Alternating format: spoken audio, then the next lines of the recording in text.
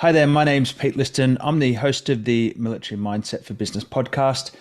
And if you look at the financial papers or you follow the news, particularly the business news, you'll see this term that keeps popping up everywhere: ESG, ESG, ESG. I notice it over and over again, and I really want to unpack and explore deeper what this thing in business ESG is. So today I've been lucky enough to get Oliver Barnes, who is the founder and managing partner of ESG+F, to really unpack what this is all about. Ollie, welcome to the Military Mindset for Business pod. Thank you, Pete, and thank you for having me today. A pleasure. Hey, before we get into ESG, let's learn a little bit more about you. Tell us a little bit about your journey of how you got to be on that side of the camera and your experience in the ESG space. Absolutely. Well, I guess I was born originally in the UK, but my childhood took a different turn around the age of 12. My parents actually they fled the nest and left us kids in the UK, but they went off to Africa, into East Africa, and I followed them shortly after that. And so I guess my world sort of tipped completely upside down.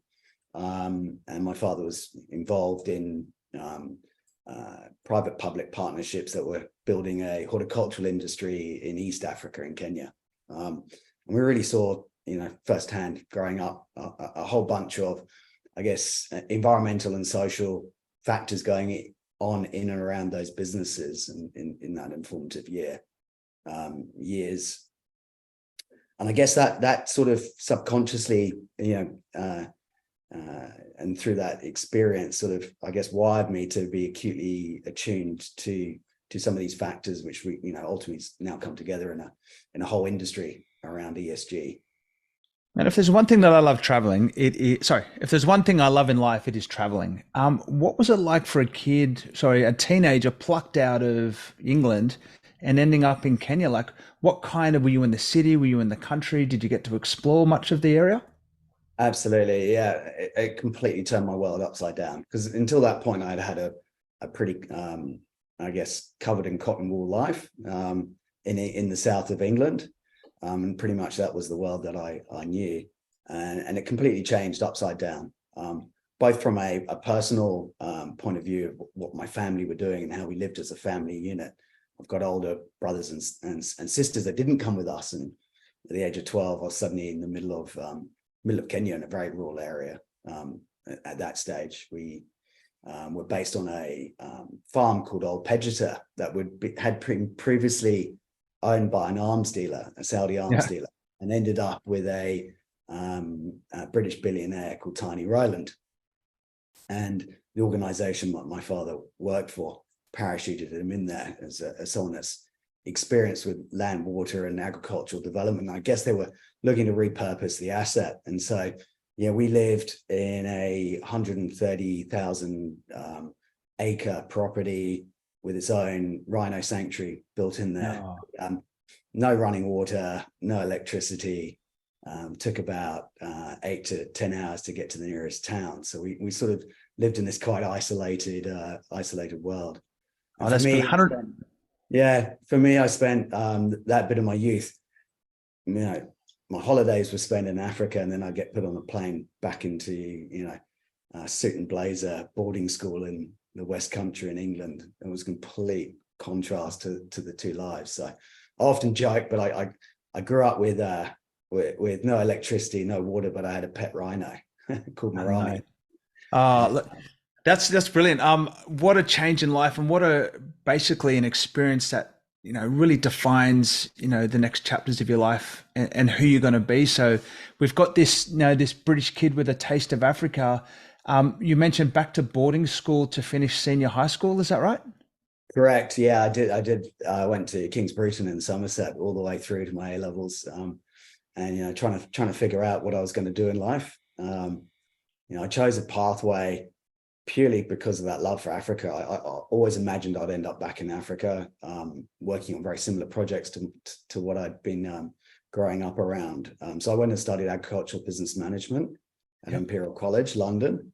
And really, by the time I'd finished that degree, there wasn't the same opportunities for expats, and quite rightly, but there was I guess a nationalization or a movement away from expats operating these businesses to something that would have been very successful, which is upskilling and training local Kenyans to be able to operate at a management level. So from a graduate point of view, yeah, career took a very different turn to what I'd imagined going into that degree.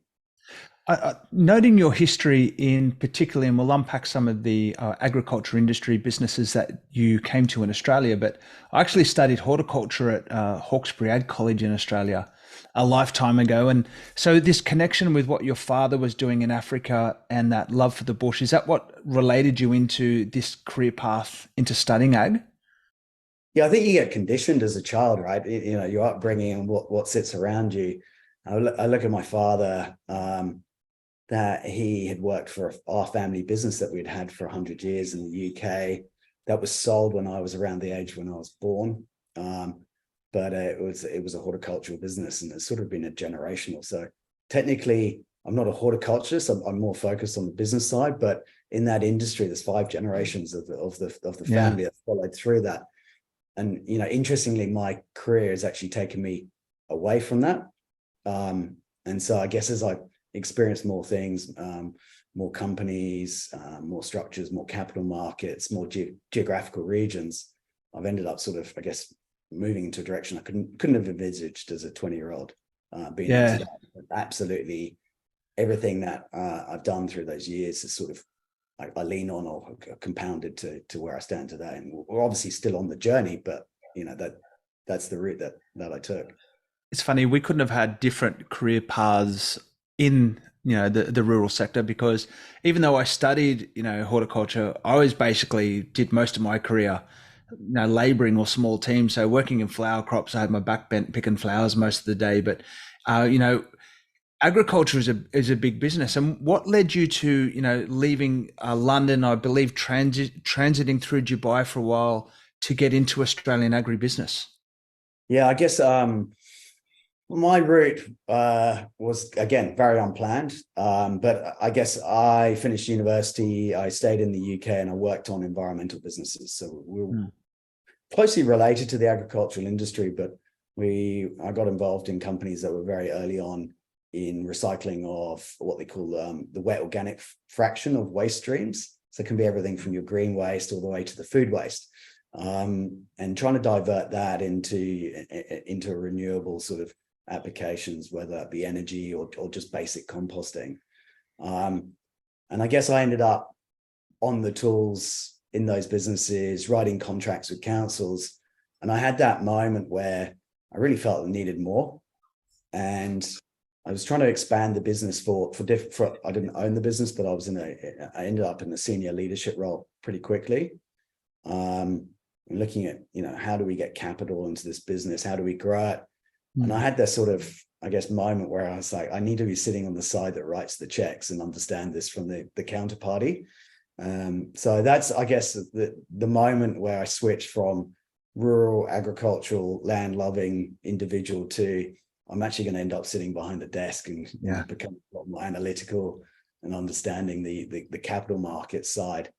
So what I did, and I went and wrote and called 60 different companies in London as quickly as I could, found any sort of point of leverage, and took the first opportunity I could to get up there, and ended up in working in Mayfair for 3 years in some businesses that had interests globally, in Africa, South America, in China and Indonesia. But just sitting in the back office, absorbing everything I possibly could.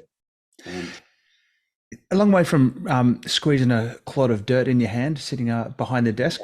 One of the things I'm interested in here is I remember as a kid, we used to just chuck stuff away, right? Rubbish was rubbish. Rubbish was waste.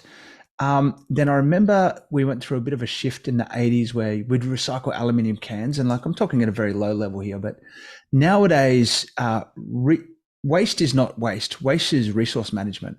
And the way that society has shifted into being able to reuse, valuable assets we're previously just getting rid of. You mentioned that bit about composting, and what kind of businesses were doing that as forefront or forerunners of the industries? Yeah, we were sitting between an agricultural type expertise, particularly parties that have come out of things like mushroom farming, because Yep. composting was an essential skill set in producing medium to grow mushrooms, all the way through to then intersecting with large corporates, that are waste management firms like CETA, for example. And the approach to those businesses and the model differs, which end of that spectrum you look at. But just sort of dialing it back to the core economics and what's really fascinating about, I guess, a reuse business or waste resource business is very few businesses actually pay for your ingredients. Mm. In the waste industry, quite often, and particularly in those days around this, we'd get a gate fee. So every time a lorry turned up and dropped off green waste or food waste, we monetized that, and then we processed that into compost, and we got a chance to resell it at the back end. So it was a phenomenal business with some great margins, particularly in the early days. The challenges with that business and this we certainly, I guess, as pioneers or first movers, bought the brunt of this, because legislation hadn't caught up with the business. They didn't know how to license and permit these types of businesses, whether it was an agricultural operation or whether it was a waste management service. Very different types of regulations would apply.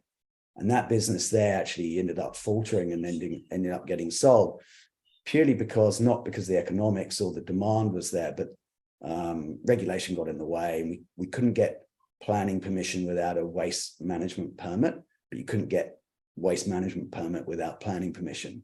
And it completely stalled the business. So the business ended up spending huge amounts of money trying to pioneer through and find a pathway to be able to scale the business beyond the original site. And ultimately, yeah, it did the hard yards. And I actually believe I caught up with a friend that works in government lobbying and regulation, and I understand that business is now used as a case study for regulatory burden gone crazy. So Everything's about timing. It's certainly exciting, but very frustrating trying to be a pioneer.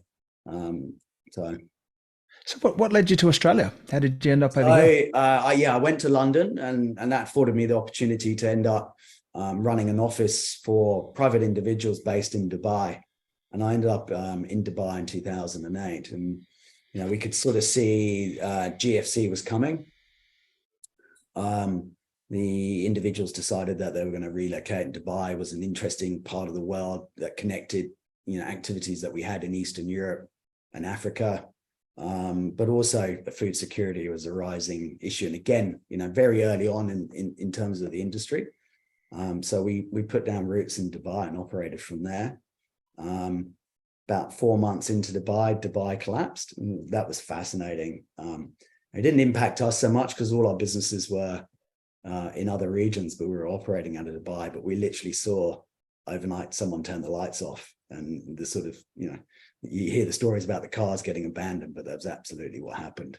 Sports cars just sitting out in the streets for months on end until the convertible roofs collapsed in and no one would touch them. I went to Dubai, and I ended up falling in love and marrying an Australian.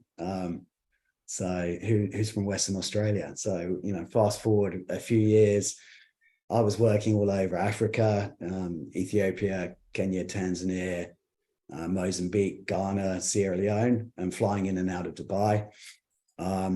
We got married, and we decided I needed to put down roots. Having been sort of transient in my youth, lived all over the place, I kind of felt that we were going to have kids. We needed to bring them up in a location that gave them the sense of belonging, and you can't go far wrong with Western Australia. So we arrived in 2013, and that was very much a move of the heart rather than the head. So I kind of felt there was an opportunity to repurpose what skills I had, but I arrived here and sort of again met a very different market, and sort of had to sort of rebuild networks and everything from scratch, to be honest.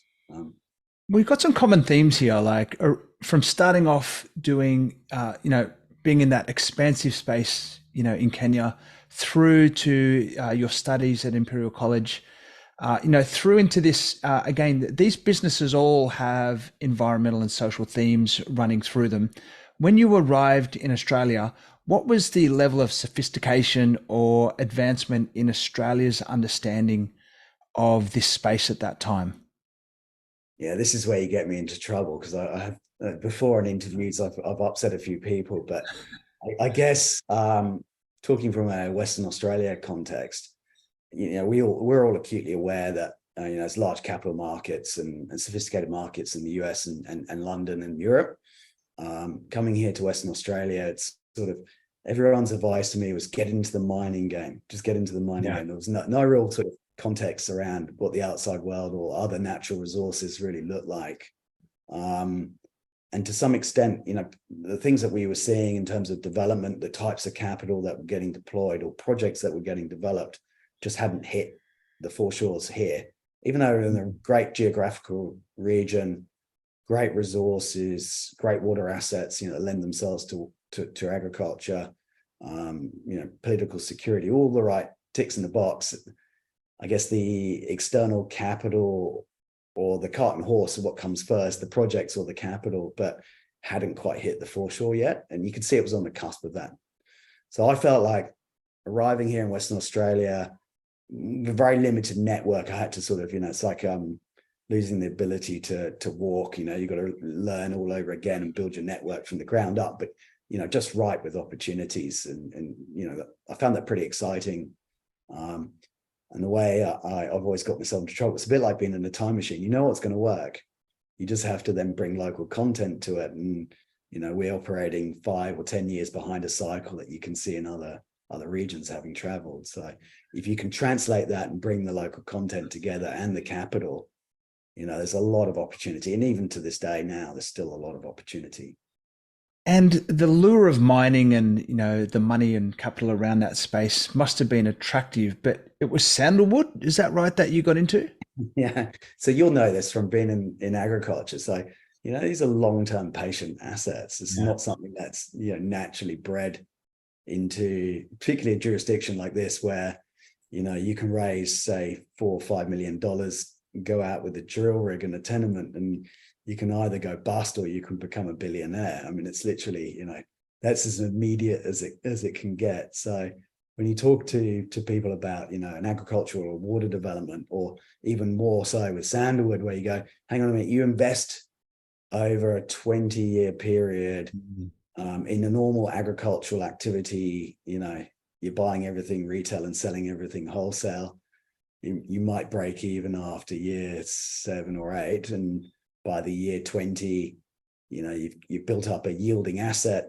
And you've got a phenomenal, underlying real asset that appreciates as a sort of beta, so to speak. But the alpha is pretty lean if you mismanage it. It turns people off pretty quickly. So, but there is appetite and capital out there. And one of the sectors that has really aligned itself to, I'm going to say, land and water rather than just pure agriculture plays, has been pension funds, particularly overseas pension funds, because they've got large amounts of capital they've got to allocate over long periods of time. If you look at the Canadian pension funds, they're trying to allocate capital on a 75-year horizon. If you take a sort of average Australian super fund, they're looking at maybe a 7 to 10-year horizon from an allocation. And then, to bring that to contrast with maybe a retail investor that's in the ASX, looking at mining stocks, some of them only hold a position for 7 days. So we live in this world of sort of immediacy. The sandalwood as an industry, and I'm talking about, there's a couple of different types of sandalwood, but there's a native industry here, a native species here in Western Australia called Santalum spicatum, and it grows naturally here in the dry land, sort of 350 mils of rain. It produces a wood that's worth north of $20,000 a ton because of the oil and the markets for the oil.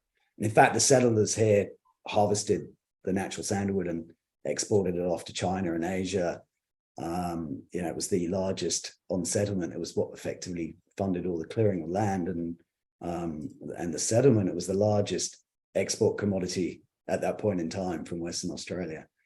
But fast forward, century or a couple of 100 years, the pension funds really understood this as an asset class that they could deploy capital to. Yeah. It was totally uncorrelated.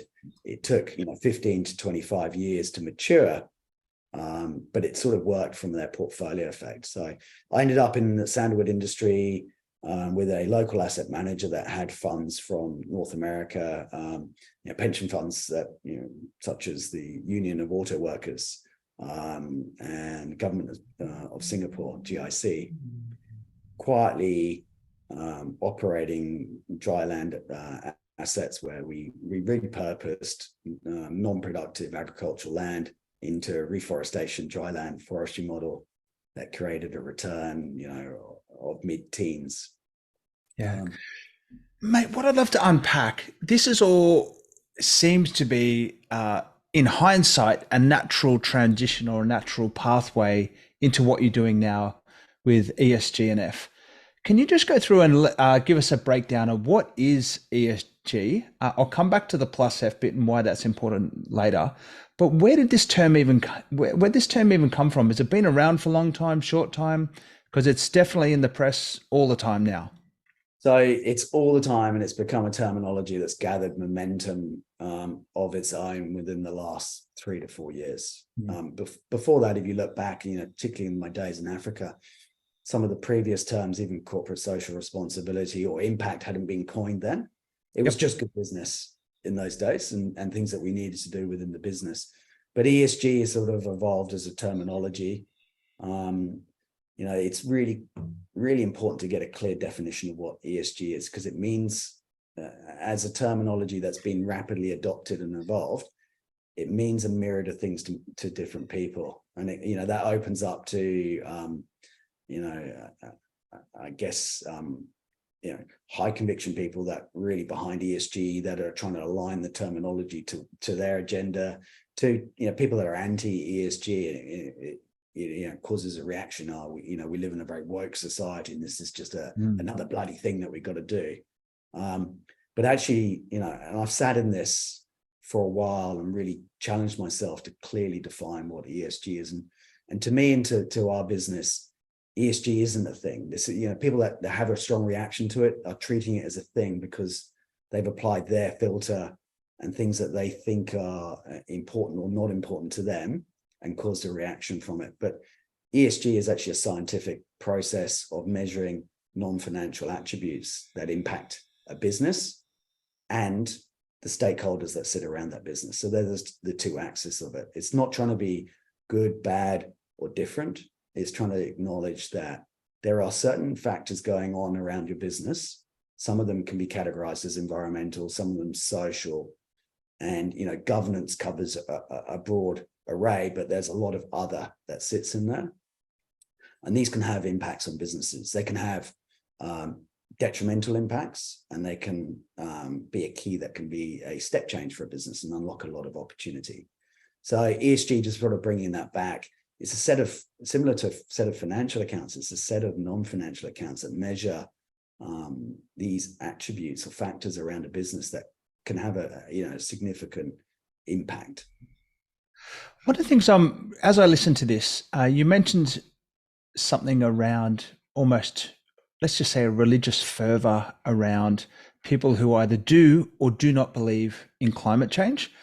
Then you've also got, doing the right thing because it's the right thing versus doing something because it's woke. I feel that you've got a rather agnostic approach on, taking the sensitivities or the polarity of the ESG debate and bringing it back to data and bringing it back to good business. Yeah, I experienced this firsthand. I was sitting there as an MD of an ASX company developing the largest private water asset here in Western Australia, down in the Pemberton region. I was sitting in the boardroom, and to me, I'd experienced some of these non-financial factors on businesses in the past, and we can come back to that and talk about those as examples. But I was talking to the board about where the physical things that we were doing around the asset, and then I started talking about ESG, and I was very enthusiastic because of my experience and what I could see. But my underlying driver there was that we're going to ultimately want to sell this asset. and the best buy would be the buyer that has the lowest cost of capital, which would be something like a Canadian pension fund. And with their outlook of 75 years, they're going to want to know all these non-financial factors, all these ESG factors, because that's part of their due diligence on selecting assets. So I started to talk about ESG, but I was still treating it as very much like a thing. So it was still an umbrella term. I hadn't had enough time or resource as a business to clearly define it or how we were going to measure it. And Pete, I just got shot down in that by the chairman of the board straight away. I couldn't finish my sentence. He turned around to me and said, look, the honest truth here, Ollie, is that this is just philanthropy, and I don't need management of this business telling me how to donate my money if I want to donate it to the WWF. And I certainly don't think your shareholders would appreciate it either. And that was pretty jarring. Kind of made me, it caused a bit of a reaction. How many years ago was this? I'm just trying to get. Was 2021. This occurred. Not long ago. Not long ago. And this is a highly, I won't name him, but he's a highly experienced chairman that's run large organizations, but very much of the old school. Look, he wasn't wrong. That's the thing. I got pretty frustrated. I actually ended up leaving the business shortly after that. We clearly were not aligned or on the same page. And it was that battle of immediacy versus long-term value creation. But one of the things I did post leaving that business is I did a lot of running. And I sat on this, kept coming back to what was going on there. And I came to the realization that actually it wasn't his fault. It was mine, because I hadn't understood how to quantify ESG. I was still talking about it as a thing. It's something we need, but I don't know what we need.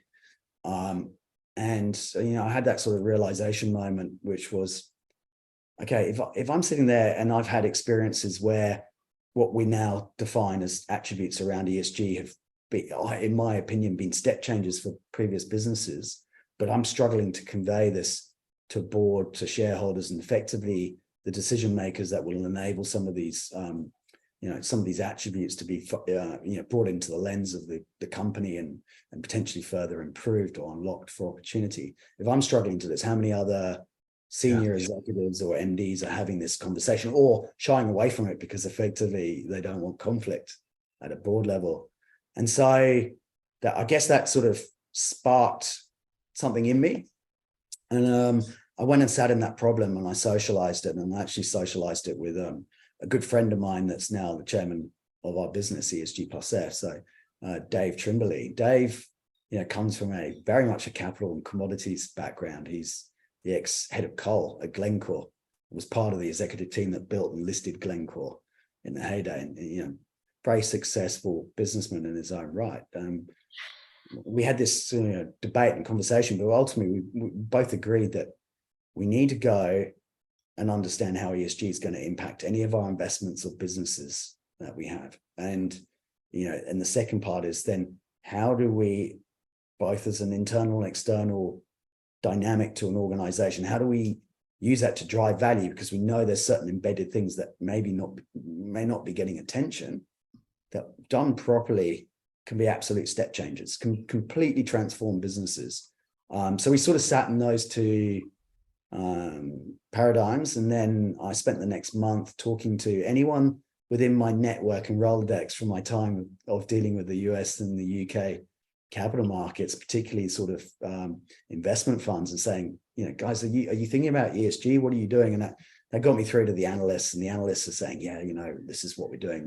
We've now set up a bunch of indicators that flag the issues that we really care about for our portfolio.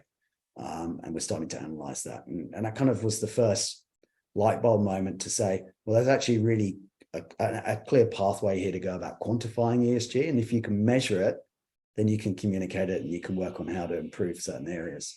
And that's ultimately what gave birth to and the formation of ESG+F. The ESG bit's important. A lot of people talk about it, but you've got to be able to unlock the financial value or value that can be attributed to companies through it, because that's what's ultimately going to be perpetual within ESG and continue to keep the momentum going forward. Access to capital. and having that layer of data that puts your company forward as an attractor of capital.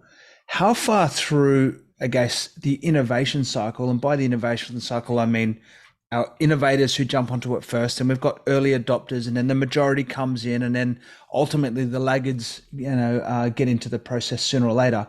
Where are we from being early adopters versus business as normal when acquiring capital using ESG as a definitive factor in your business? Yeah, so acquiring capital is something that you tune your ESG to align to that strategic objective, if that's your strategic objective. So that alignment to capital, we both talk about access to capital and cost of capital, two very important outcomes that ESG can certainly have an influence over, and increasingly is having an influence over. Dialing that back, what I would say about ESG as an industry and where we've landed, the discoverable universe of all the non-financial indicators have been discovered. I really truly believe that we know, and there's not a lot more pioneering to be done around what should be measured around businesses or the non-financial set of accounts. But what we've ended up with is different frameworks and standards across a broad spectrum that can be to satisfy stakeholders, climate agendas, regulators, capital markets, even down to quantifying risk within organizations. So if you take that and what we did with the business quite early is we didn't want to have a particular bias going to a client and say, well, do this framework and it fixes everything, because it really doesn't. It's a very complex landscape of lots of questions, lots of indicators, or lots of statements that are saying things but slightly different. So we knew from a data point of view, before you go chasing the rainbows, the outcomes, whether that be brand reputation, market access, or capital, as we're talking about now, you need to understand and quantify what are the indicators that matter to you as a business and to your stakeholders, and align to those strategic priorities, where you're going to effectively put the efforts. And to that end, start the measurement, know what you're going to collect, and then fine tune it as you move through that journey.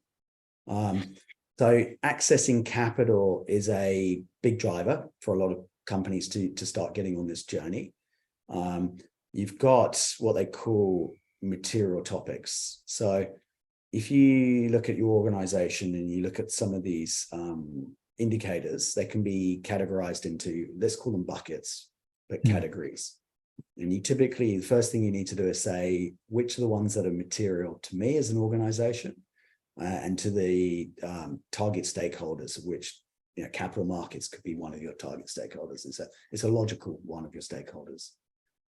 Through that, it sort of then becomes irrelevant. It becomes relevant as to what really matters and what you need to measure and what you need to disclose and show that you are aware of as a business.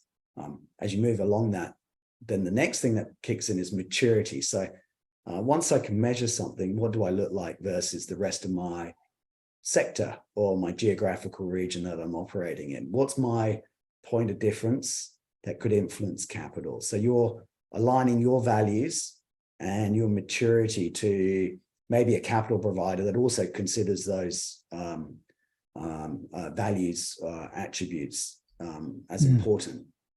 And that's really gets you through that first leg of unlocking capital. Then the conversation is, and it's always the same, but ESG practices the same format, which is competition for capital. Is there more than one provider? Is there multiple? Because by creating competition, you're going to drive down the cost of capital in this. So that's an example of sort of how it would play out.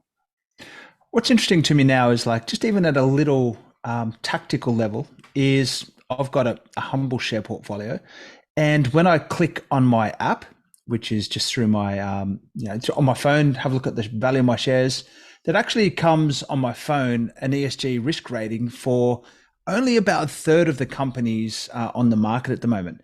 But those risk ratings range from negligible, through to severe.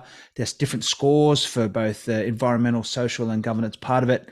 And it also links controversy and events. Coming into this reporting piece, which is really the essence of ESG+F, I believe. Tell us about what it actually means to report and what it looks like to report on your ESG performance. Excuse me. Yeah, reporting is a way of disclosure. So it's how you can then communicate to the shareholders, the stakeholders that sit in the market. This is what we're measuring and this is what we look like. And it gives you a reference point for comparison, for benchmarking, for scoring and scorecards such as what you're seeing there. It causes, I guess, just if you're operating particularly in the listed market as an ASX market, you can't talk about these things unless you have some sort of form of continuous disclosure. So reporting is one mechanism that enables companies to communicate that they have done the work and they have measured and this is what they look like. And it also allows them to communicate on where they think improvements will happen. Where that then gets interpreted is that's everything you're saying about yourself. So typically in a market force, there needs to be a dynamic where there's an opinion that's provided around that's independent. And that's where rating agencies really come through. So they'll come through and they will give their opinion on an industry, a sector, a market cap around a stock and say, you know, these are what a bunch of peers would look like. And these are what we consider important to the business. And that's where your ratings will come out of. Obviously, those that are unrated are either haven't got sufficient disclosures or haven't understood how to disclose. And there's a lot of misinterpretation between, you know, nice shiny picture reports and actually the information that these rating agencies scrape to then effectively run through their own proprietary models to come up with a number or a traffic light type, you know, health system. But the importance there, and particularly from a sort of sophisticated investors, they found, and there's a great paper by Macquarie Bank on this, but they found that ESG performance through rating instruments directly correlates to risk. So business, and you talk about risk, but it's about business continuity or things that are going to disrupt a business. So we know capital markets and the influence risk has around pricing or premiums or multiples that companies will get. And that's what we're starting to see play out here. And that's what I think that might be a Sustainalytics type of opinion piece that's sitting there that's driven that data, but they've done some analysis around those companies. The risk is if you haven't started the journey on disclosure, there are parties that will expect, particularly on a risk basis, to have some sort of lens over the organization. And if they can't quantify risk, you're just naturally not going to get selected in portfolios. Naturally, you know, as a retail investor, you're starting to give some consideration to that, but probably not yet fully appreciating what it means. But certainly as you move into asset managers, investment managers, and sort of sophisticated capital, they really are, I guess, data hungry and really understanding what their portfolio exposure is and how that risk plays out. So anytime we have a scoreboard, anytime we have advantage because of the data or the way that we present our information, there's an assumption that some people will do the wrong thing. I see a lot of press around different forms of washing in the ESG space and people putting on that veil or the veneer of, you know, having, you know, done the work without actually doing it. Do you see much of that happening? Absolutely. That was a precursor to the last 3 years. So organizations got a little bit excited about ESG, and then I guess by association, they made big motherhood statements without fully understanding what they meant or the implications for them, because they thought that gave them a competitive edge. And that's fallen into the category of what they call greenwashing.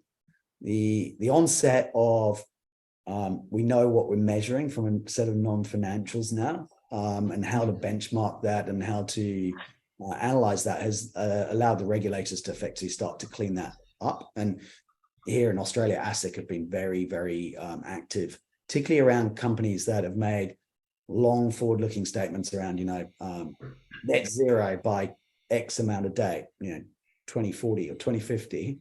If those organizations haven't done sufficient disclosures to justify why they're making that statement, it's a bit like going out and saying, you know, we're going to make $1 billion profit, but, you know, we haven't built the thing yet. You know, you have to have firm grounds to effectively make a forward-looking statement that leads investors to that direction.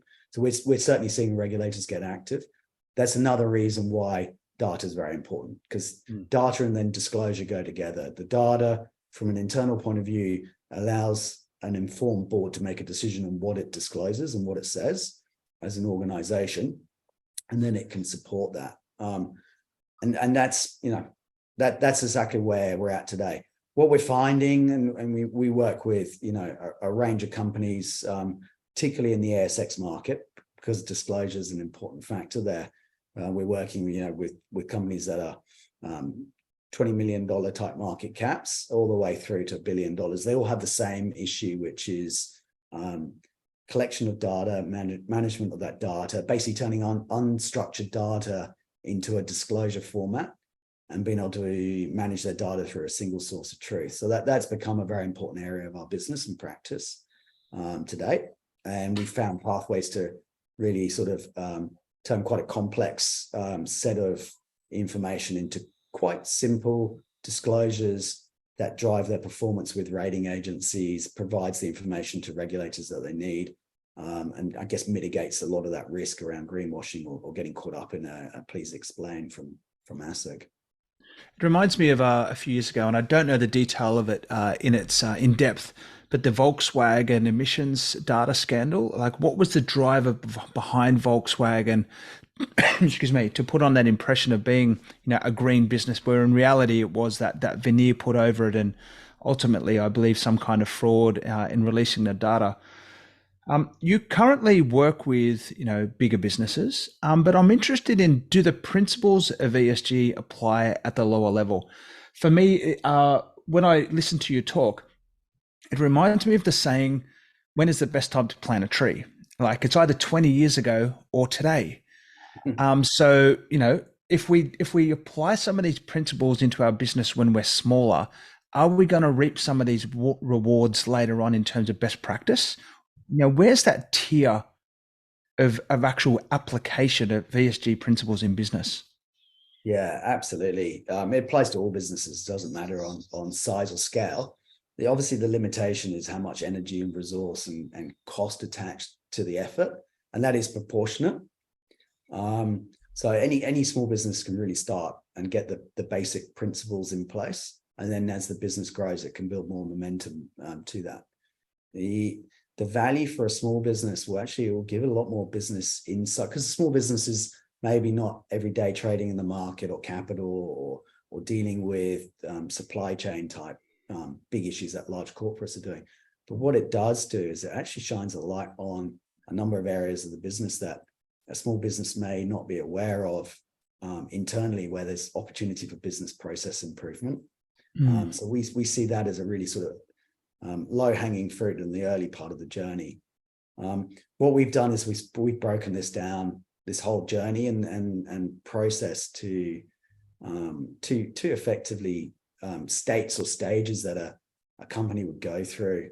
First stage is Pathfinder, and that's all the foundational pieces, and that's universal. Doesn't matter whether you're a small retail convenience store, all the way through to a large multi-billion-dollar mining company in the critical mineral sector. Through that process, you put an understanding and interpretation of your ESG.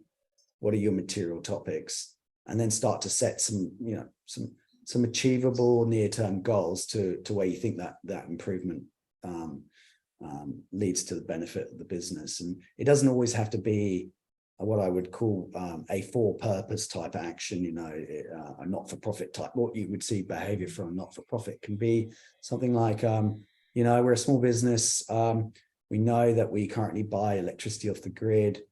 It makes total sense to put renewable panels on top of our, factory or our office.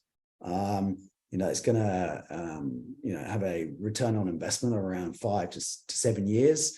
There's strong subsidies for doing it. We know where our power costs are going to be. So we've hedged inflation around electricity and power, and we've ended up actually reducing our emissions footprint. That's a sort of real win-win area that's pretty logical for anyone, particularly small businesses.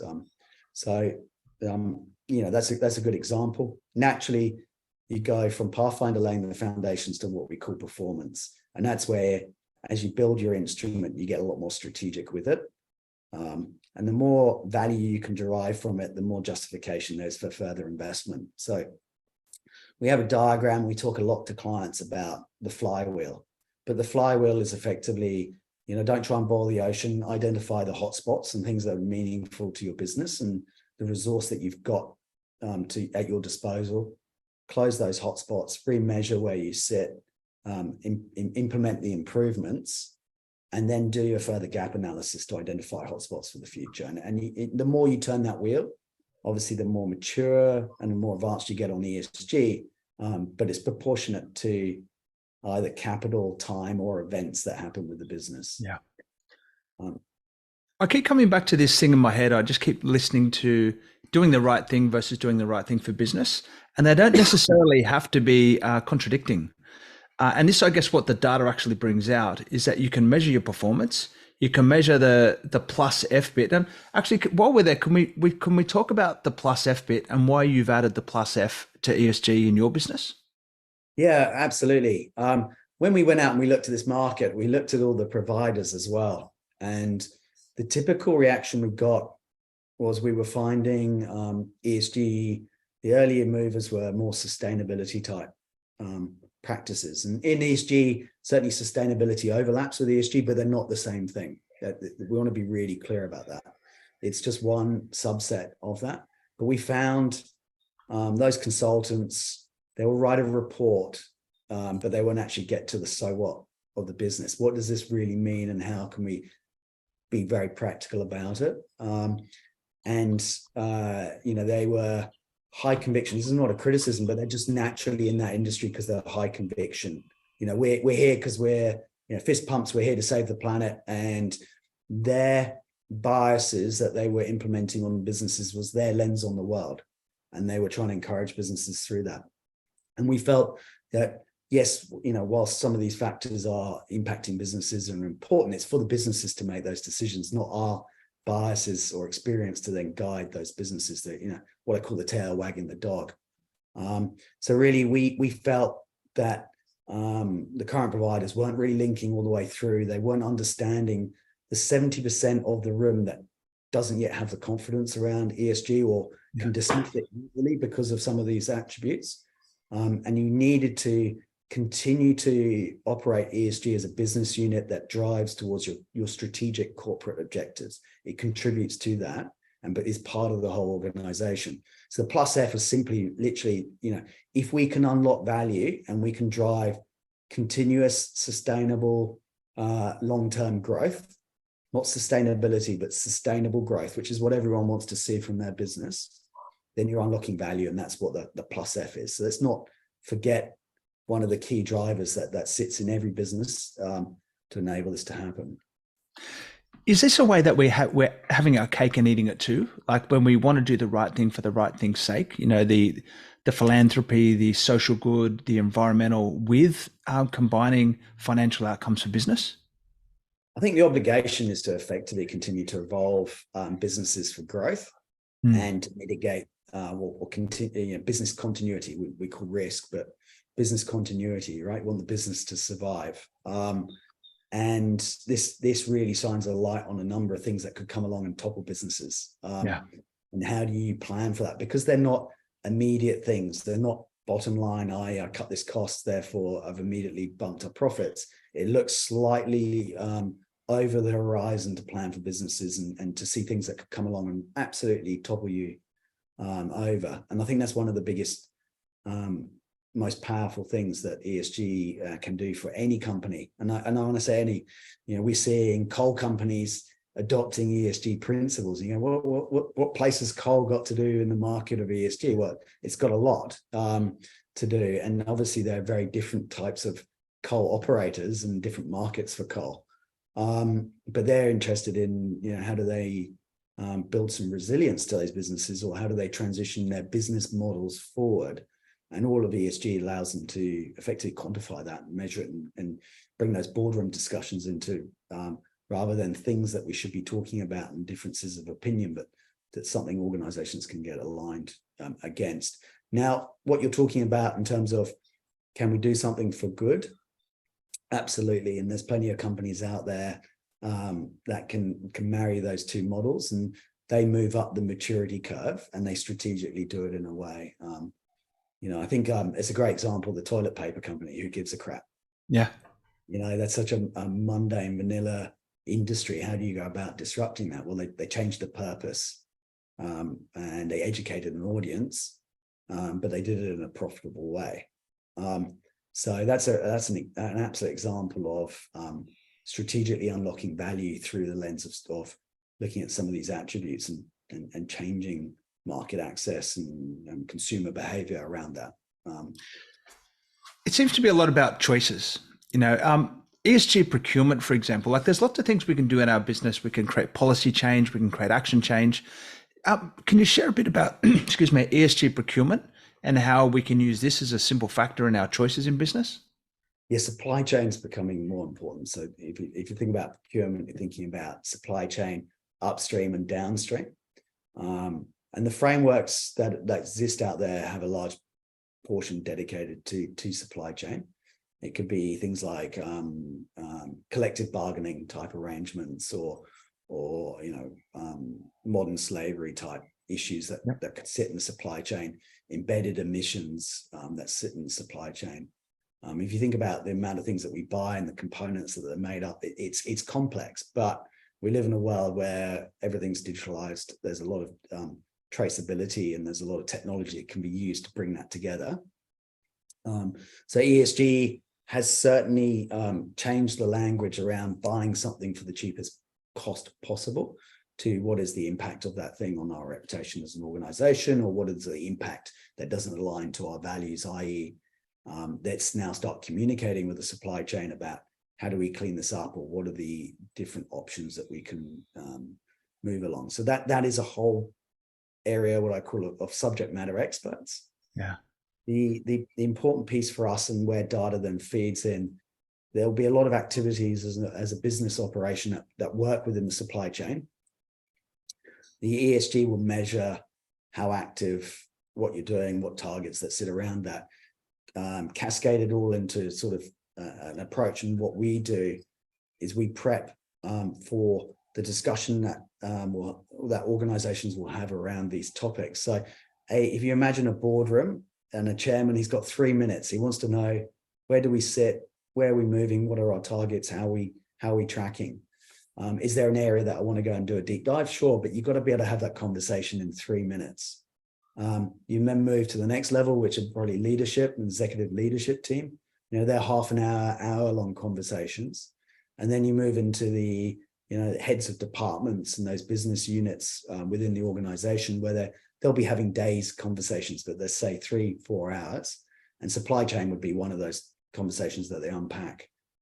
One of the things that we've done with our business, and it was really important to us at ESG+F, having sort of sat in boardrooms, and I'm a non-exec director of a listed company as well. So I understand the dynamics and how they change and the roles and responsibilities in the organization. But we have to bring information and effectively address the resource time and the outcomes for that in a very concise way. And ESG now, using the taxonomy that we follow, which is a global taxonomy, is part of the Sustainability Accounting Standards Board, SASB, we're able to visualize and give board oversight on one page.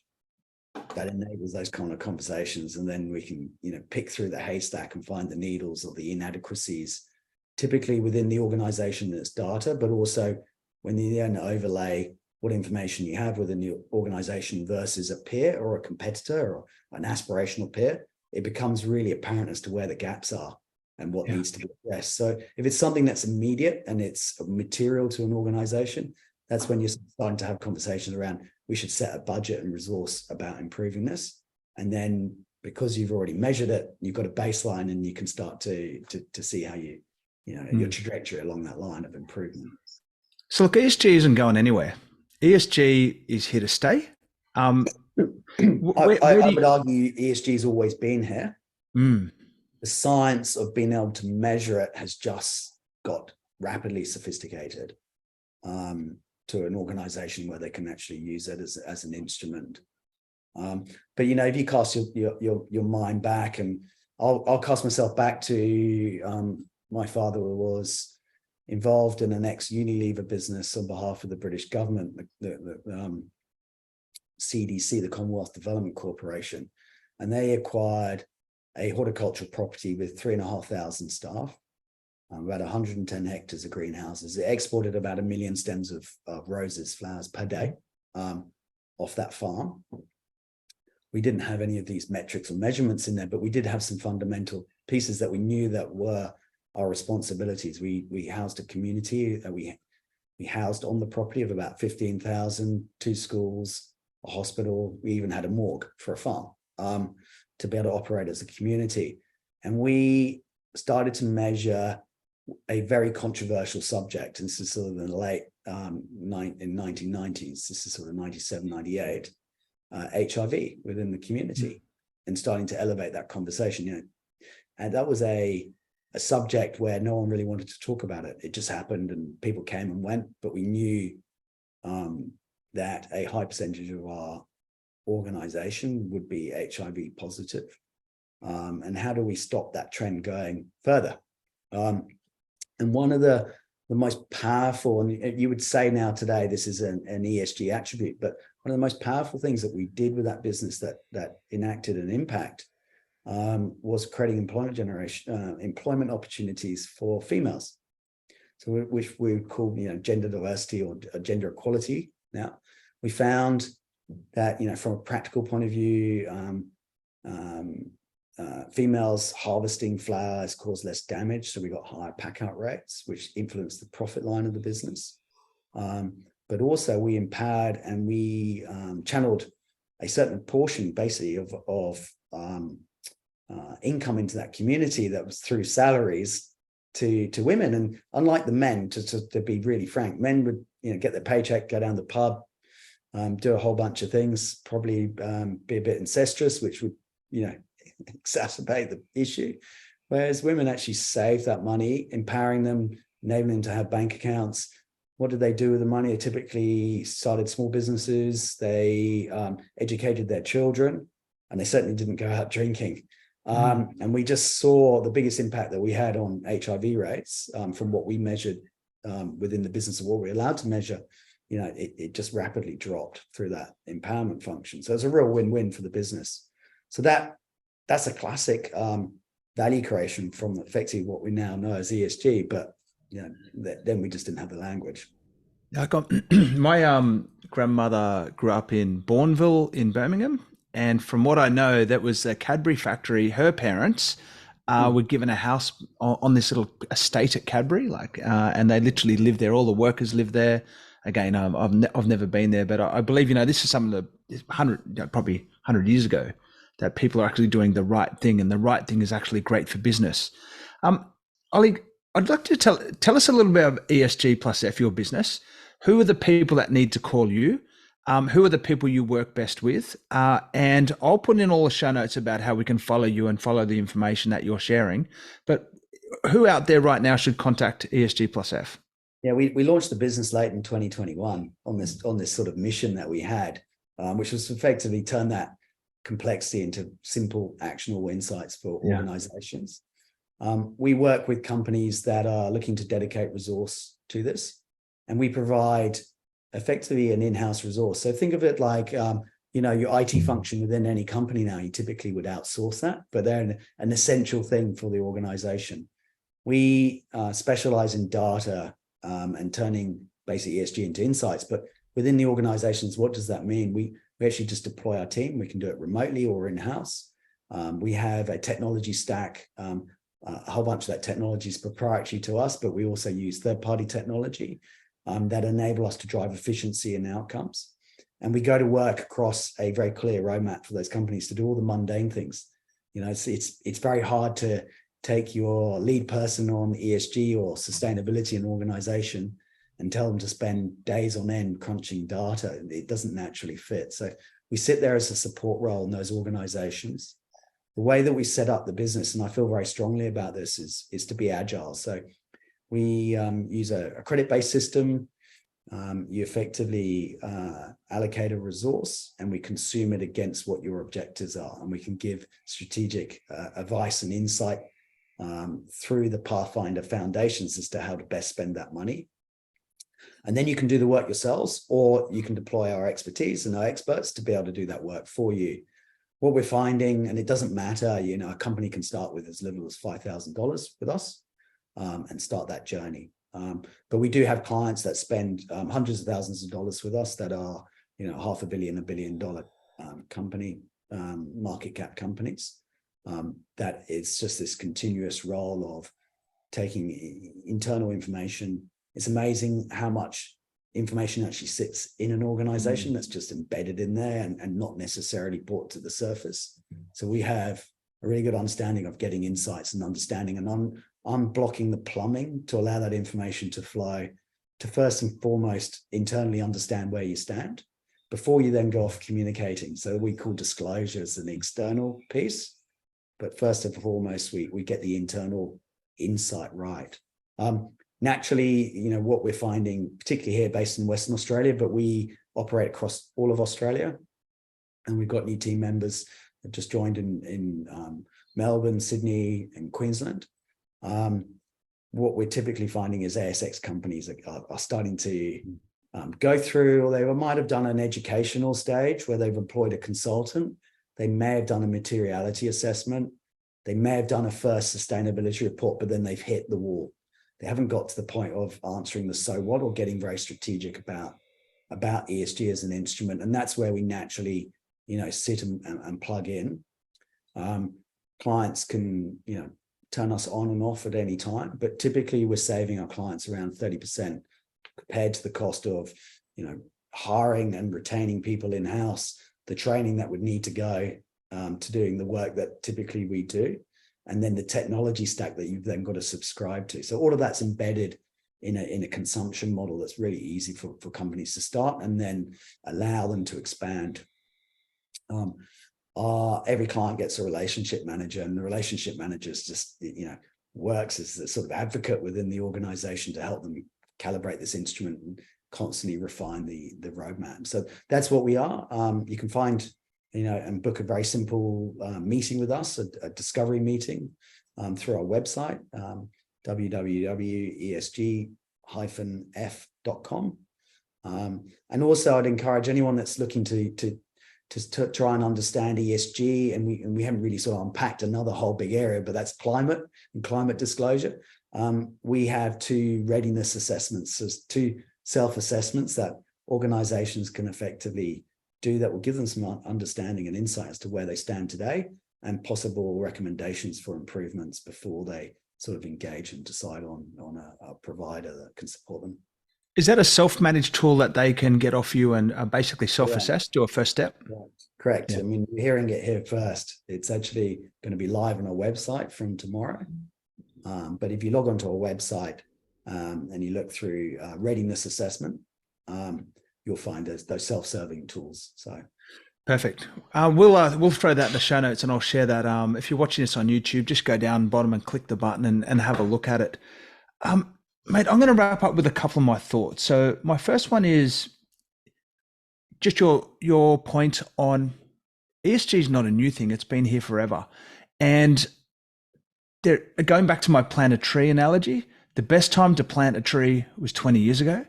The second best time is today. So infusing ESG into your mindset, into your consciousness about the way we do business, the sooner you do it, the better, because it is here. The amount of regulation and the way that you position yourself against your competitors as being a partner of choice, of a business of choice, is really going to be defined on how you present yourself to the world. But we need data to show the reality of how that works. And it's businesses like ESG+F that actually help you actually define that data. It's not about being woke. It's not about having your religious fever to, drive your agenda. It's about risk and continuity and performance. And it's about doing good things to drive good businesses that are going to be enduring and sustainable. Ollie, can I hand over for you for a final thought on where ESG is going in the future and just your thoughts on the industry? Yeah, I think my parting tip and consideration to anyone that's either already practicing ESG or starting on that journey is the data allows measurement, and measurement allows to eliminate the bias from the room. And we've walked into a number of organizations where they've attempted to do something. They've given the role to someone that's most passionate about it, but then, not intentionally, but they've alienated the entire organization, because the organization's really trying to focus on critical elements and not understanding where the ESG is coming from. So enabling that measurement allows actually everybody to get aligned behind the mission that's there and what really matters. And I think that's one of the most powerful things beyond the obvious things that people want from ESG, which is, reducing costs and overhead and identifying opportunities like the renewables example I gave, access to capital, reputation and risk. So that's really where, where it sits today. There's there's no sort of start and end point to this. It's just part of the DNA of an organization. So it's just so exciting when you can start to see that dashboarded or visualized, and you can bring other people on the journey. Well, thanks for sharing your time with us today. I feel like I've really leveled up today in terms of my business acumen, and obviously with your experience, leading companies and working with some of Australia's, forefront in, big businesses.